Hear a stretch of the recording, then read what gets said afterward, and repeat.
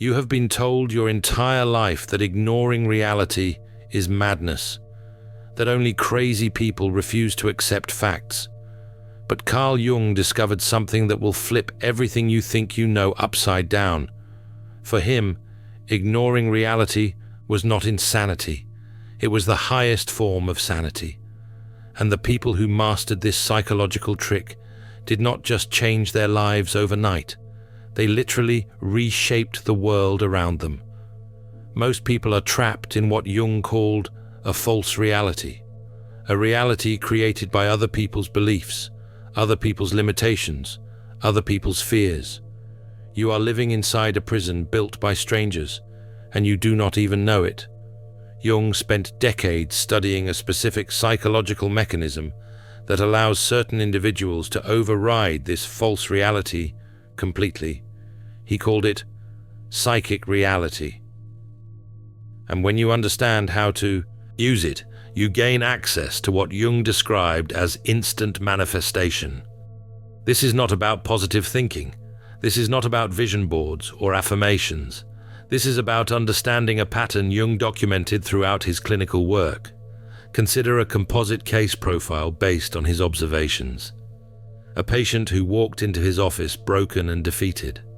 6 months later, that same person had completely transformed their entire existence by refusing to accept one simple fact about their life. They ignored reality, and reality bent to match their inner conviction. Let me show you exactly how this works. But first, you need to understand why everything you have been taught about reality is designed to keep you powerless. Society has trained you to believe that being realistic is a virtue, that accepting your limitations is mature, that facing facts is the adult thing to do. Jung discovered this is a lie, a trauma response disguised as wisdom. When you were young, you believed anything was possible. You lived in your imagination. You created entire worlds in your mind. And then adults told you to stop, to grow up, to be realistic. They punished your inner world and rewarded your compliance with external reality. Jung argued that this is backwards. Your inner world is the real world. The external world you see is just a projection, a shadow cast by the collective unconscious. When you accept external reality as the only reality, you give away your power. You become a passenger in your own life.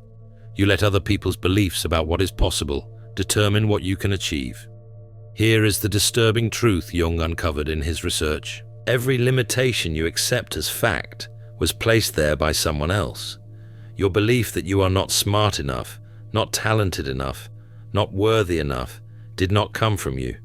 It came from parents who projected their own failures onto you, teachers who needed you to fit into a system, a society that requires you to stay small so you do not disrupt the collective agreements everyone else is invested in maintaining. You have been gaslit on a mass scale, convinced that the prison you live in is actually reality, that the chains around your potential are just the way things are. Jung called this collective unconsciousness, and the only way to break free is to do something that will make everyone around you uncomfortable. You have to ignore the reality they insist is true. Here is what Jung discovered that made his blood run cold. The brain does not know the difference between a vivid imagination and an external event. Think about the last nightmare you had. You woke up sweating, your heart pounding, maybe you were shaking. The monster in your dream was not real, but the sweat on your skin was real. The fear in your body was real. Your brain treated that imaginary experience as if it actually happened. This is not a metaphor. This is neuroscience. Your amygdala cannot distinguish between a vivid memory and a vivid imagination. When you imagine something with enough sensory detail, your brain releases the same chemicals it would release if the event were actually happening. Your muscles tense the same way. Your heart rate changes the same way. Your breathing adjusts the same way. Jung called this psychic reality. The psychological fact that your inner experience is just as real to your nervous system as anything happening outside you. When you imagine something with absolute conviction, your brain begins preparing your body to match that reality. It releases hormones. It changes your posture. It alters the way you speak and move. And here is the terrifying part. Other people respond to these unconscious signals. They start treating you the way your brain believes you should be treated. This is not magic. This is psychology.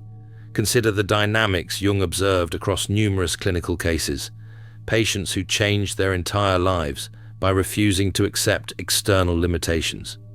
Let me break down exactly how this psychological mechanism operates. Step 1. Withdrawal of projection. This is the foundation.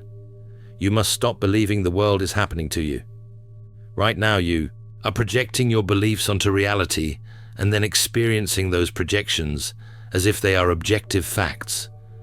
Someone treats you badly, and you believe it is because you are not good enough. You fail at something, and you decide you are not capable. These are projections, not facts. Jung taught his patients to recognize when they were projecting their own beliefs onto external events. When you can see your projections clearly, you can withdraw them. You stop letting external circumstances define your internal reality. This is the first step to ignoring reality in the Jungian sense. You are not ignoring what is happening. You are refusing to accept the meaning you have been taught to assign to what is happening. Here is how this works in practice. Someone criticizes you at work. The external event is just words leaving their mouth and entering your ears. Empaths aren't broken. They're alchemists in progress. The alchemist's path gives you drills, Jung-based boundaries, and 3 exclusive chapter videos to turn overwhelm into clarity. By Surreal Mind, 236-page downloadable ebook in stock. Begin now at thesurrealmind.com. That is the physical reality. Everything else is projection. The meaning you assign to those words. The story you tell yourself about what the criticism means about your worth. The fear you feel about losing your job. All projection. When you withdraw projection, you see the criticism as information. Nothing more. Maybe it is useful information. Maybe it is not. But it does not define you. It does not mean anything about your value as a person. You have separated the external event from the psychological meaning you were trained to attach to it. This is freedom. This is the beginning of psychic sovereignty. Step 2. Active imagination. This is not daydreaming. Jung was very specific about this. Active imagination is a controlled psychological technique where you enter your unconscious with your eyes open. You create a vivid mental image of the reality you want to inhabit, not as a fantasy, as a psychological fact. You see yourself already living in that reality. You feel the emotions you would feel. You hear the conversations you would have. You experience it so completely that your brain cannot tell the difference between the image and actual memory. Jung discovered that when you practice active imagination with enough intensity, something remarkable happens. Your unconscious mind begins treating the imagined reality as if it already exists, and your unconscious controls most of your behavior, the way you walk, the way you speak, the micro-expressions on your face, the decisions you make without thinking. All of this begins to align with the reality you are holding in your imagination. This is where most people fail. They imagine their desired reality for 30 seconds while brushing their teeth and wonder why nothing changes. Active imagination requires commitment. You need to spend real time inhabiting your psychic reality. 15 minutes, 30 minutes, an hour, long enough for your nervous system to start believing it, long enough for the experience to write itself into your body as if it were a memory instead of imagination, and you must engage all your senses. Do not just visualize. Hear the sounds of your new reality. Feel the textures, smell the air, taste the food you would eat.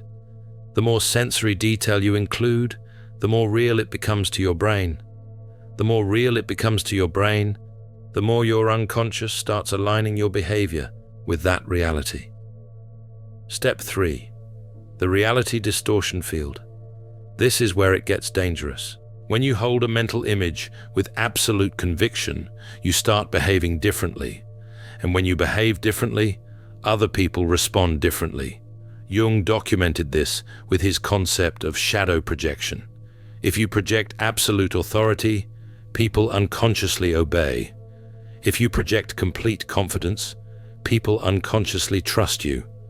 Not because you are lying, because your brain genuinely believes the reality you are holding, and that belief broadcasts through every cell of your body. This creates what modern psychology calls a self-fulfilling prophecy. But Jung understood it at a deeper level. You are not just predicting the future and making it come true.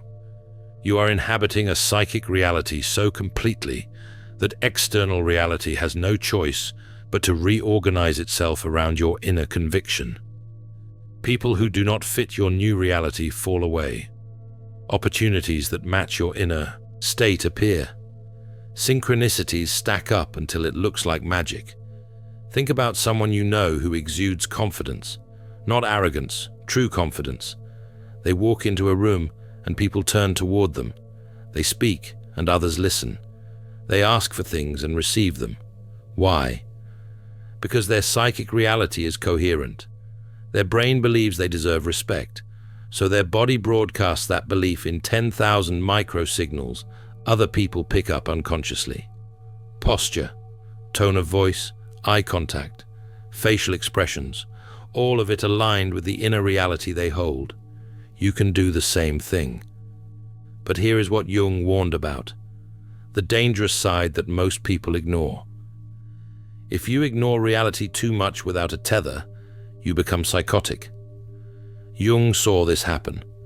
We can observe this pattern in cases where patients took active imagination too far, where individuals lost touch with physical reality completely, believed they could fly and stepped off buildings, thought they were invincible and destroyed their lives. The difference between a genius and a madman is control. The genius knows they are using psychic reality as a tool. The madman believes psychic reality is the only reality. Jung called this ego inflation. When you identify completely with the reality you are creating, you lose touch with the physical world. You stop paying your bills because you are manifesting abundance. You ignore your health because you are visualizing perfect wellness. You destroy relationships because you are holding an image of unconditional love that no human can provide. This is the shadow side of ignoring reality, and it will destroy you if you do not respect the boundary. The key is integration. You hold your psychic reality with absolute conviction while staying grounded in physical reality.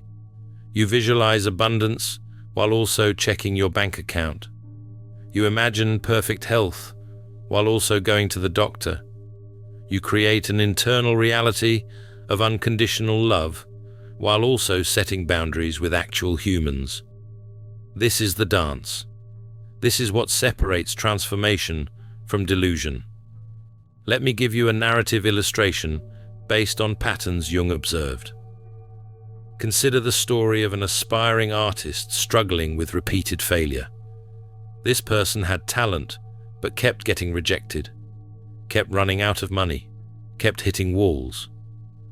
Through therapeutic work focused on active imagination, they began spending an hour every day inhabiting the psychic reality of being a successful artist, not hoping to be successful, not wishing to be successful, experiencing the felt sense of already being successful. Within 3 months, everything changed.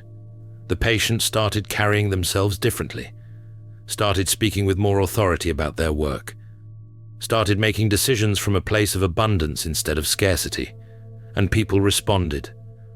Gallery owners who had ignored them before suddenly took meetings.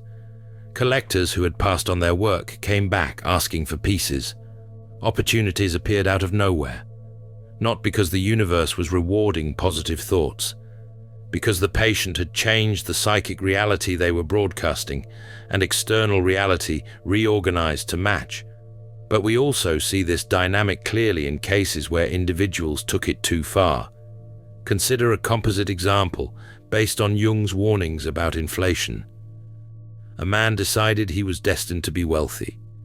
He quit his job, stopped looking for work, sat at home visualizing money. He ended up homeless. Not because manifestation does, not work, because he confused psychic reality with physical reality. He ignored the physical world completely.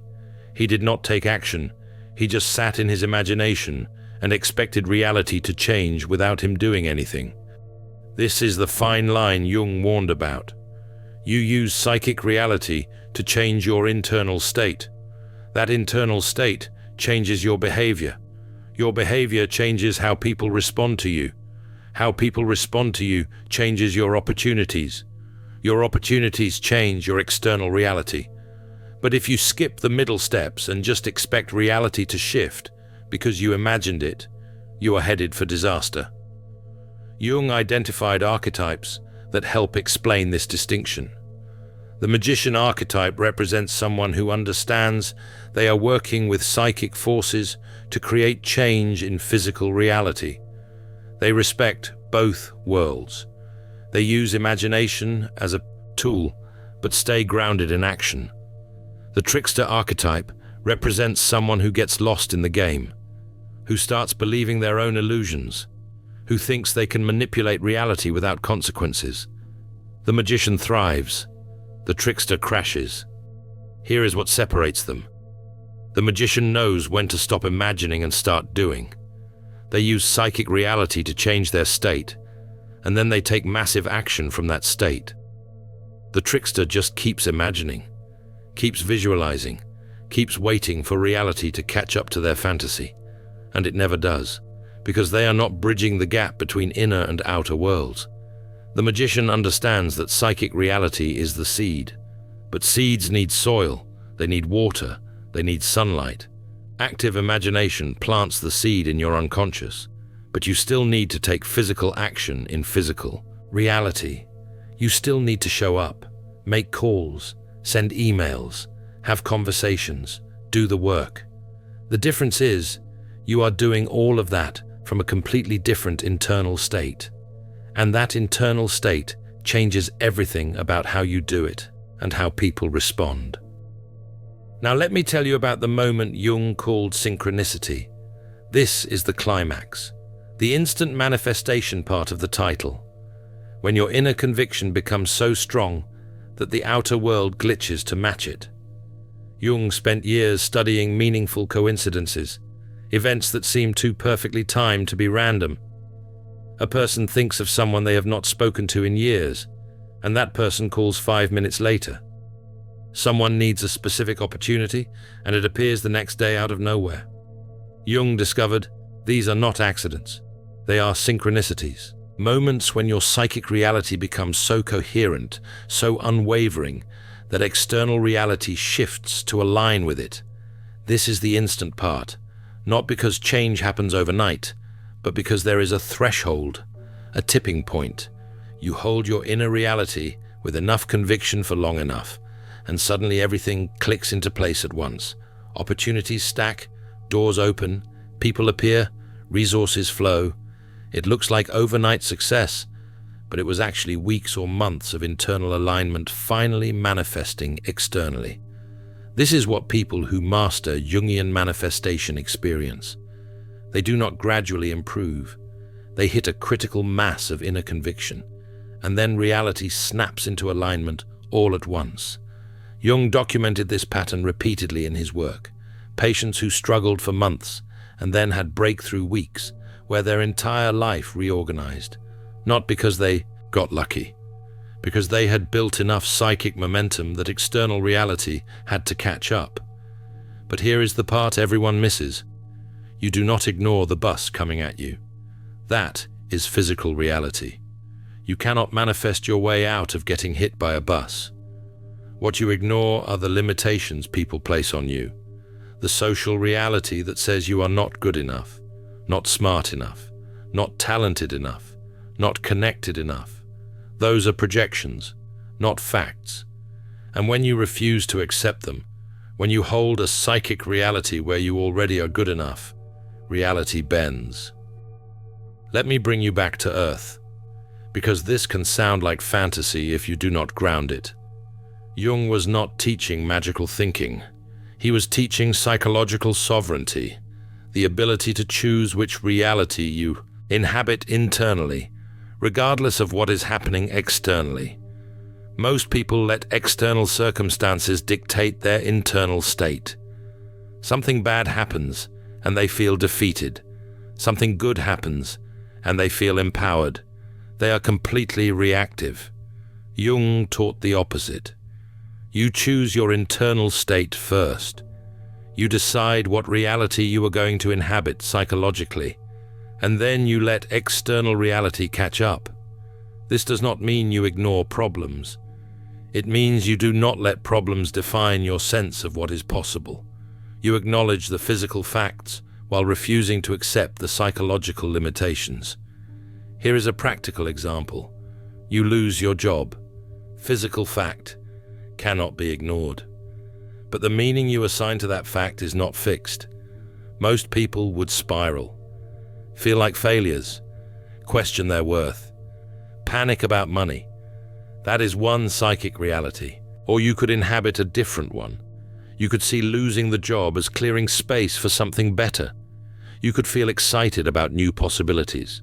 You could experience it as freedom instead of failure.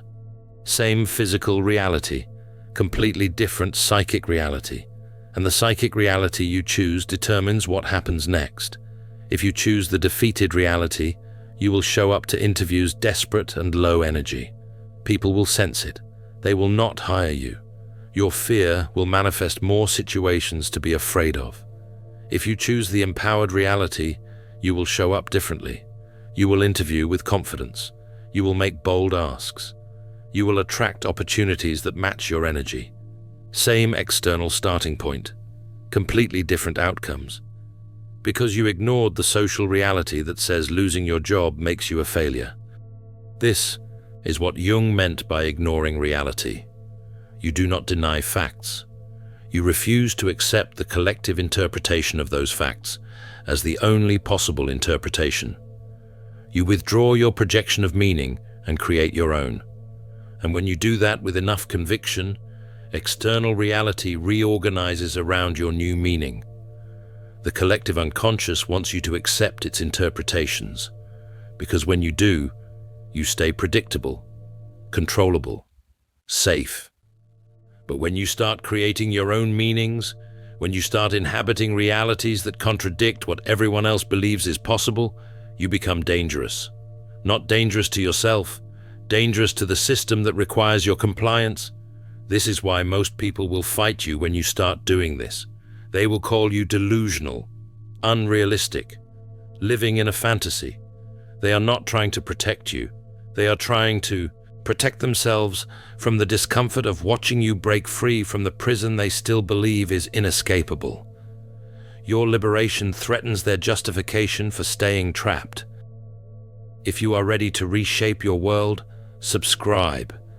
Because everything I just taught you is only the beginning. The Jungian path goes deeper, darker, more powerful, and if you are willing to walk it, you will discover abilities most people do not even know exist. Here is my question for you. Drop it in the comments. What fact about your life are you ready to ignore? Not the physical reality, the meaning everyone else has assigned to it, the limitation you have been told to accept. What are you ready to stop believing? Because the moment you stop believing it, the moment you inhabit a psychic reality where it is not true, everything changes. Not someday, not gradually. The moment your conviction becomes absolute, reality glitches. And when reality glitches, manifestation is instant. In the alchemist's path, perception training for empaths, you'll turn overwhelm into wisdom with practical drills, Jung-inspired boundaries, and step-by-step perception training.